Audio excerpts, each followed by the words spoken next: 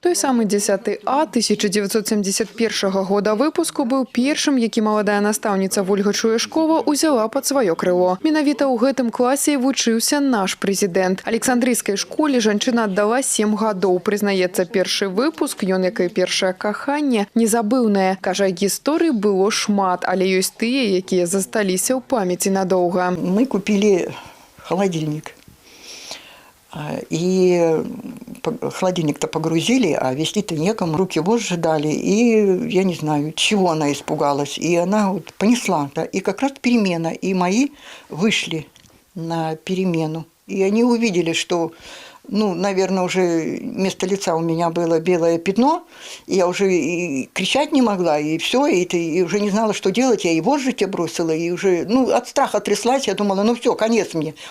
Ну, вот, и выскакивают мальчишки. Сашина повис на этих, ну, как они там называются, на узде на это, и схватил Сенкевич за оглобли, Столыпин тоже это самое, ну, короче, спасли. Спасли свою наставницу. Рука Вольгі Чуяшковай пісала першую характарыстыку на будучага кіраўніка дзяржавы. З вядомым выпускніком бачылася і ў новым статусе. Нязменным, прызнаецца жанчына, застаўся голас. Сёння ім стаў памочнік прэзідэнта, які ад кіраўніка дзяржавы павіншаваў з надыходзячым прафесіянальным святам.